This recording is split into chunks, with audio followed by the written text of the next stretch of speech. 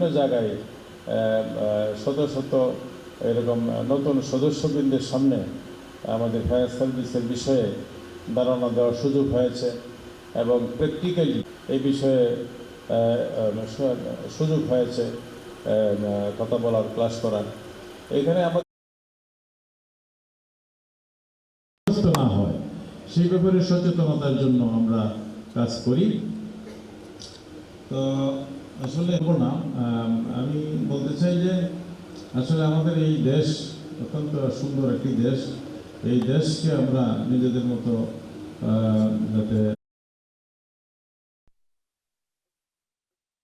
কামনা করছি, এই বলে আমি আমার বক্তব্য শেষ করছি। আল্লাহ হাফেজ।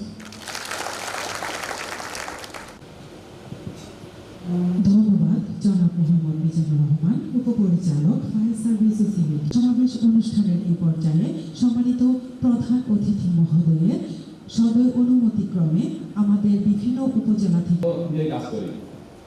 আমাদের প্রধান কাজ তথ্য নিয়ে কাজ এবং বাংলাদেশ সরকার তথ্য। আমি সবচেয়ে আমার প্রত্যেকটি গ্রামের, একটি জেলায় যে জেলায় আমি ছিলাম, প্রত্যেকটি গ্রামের প্রত্যেকটি আন্দোলন সদস্যদের নাম সহ ধন্যবাদ এবং এটা মনে হয় আমাদের খুব কম অফিসারই এটা করে থাকে, আমি দেখেছি। কিন্তু এটা গ্রাম লেভেল থেকে জানার দরকার হয়, যেটা আপনাদের মাধ্যমে সবচেয়ে সঠিক তথ্য পাওয়া যায় এবং গেছে আমি এটা করেছি।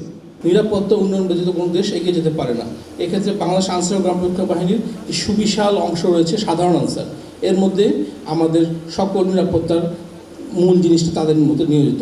এর মধ্যে যারা যে আমাদের বিভিন্ন সংস্থা, আপনারা জানেন প্রায় 55,000 আনসার সদস্য অঙ্গীভূত হয়ে কাজ করে থাকেন। বিভিন্ন কেপিআই সহ রাষ্ট্রীয় গুরুত্বপূর্ণ স্থাপনাগুলোতে আমরা এই সাধারণ আনসারের মাধ্যমে নিরাপত্তা প্রদান করে থাকি। বাংলাদেশ আনসার বাহিনীর সর্বশেষ বা সর্ববৃহৎ অংশ হচ্ছে ভিডিপি, যারা আমাদের হোমগার্ডের 60 লাখ সদস্যের ম্যাক্সিমামই হচ্ছে আমার ভিডিপি। এই গ্রামের তৃণমূল লোকেরা ন্যূনতম ভাতার বিনিময়ে তারা কিন্তু আমাদের কাজগুলো করে থাকে। দেশের যত বর্তমান বিশ্বের সবচেয়ে গুরুত্বপূর্ণ জিনিস হচ্ছে ইনফরমেশন বা তথ্য। আমি যদি সম্পদ বলি সেটা হচ্ছে তথ্য। একটা জাতির কাছে সেই তথ্যের ভাণ্ডার যদি বলে থাকি তাহলে হচ্ছে আমাদের ভিডিপি গ্রামের ভাই বোনেরা।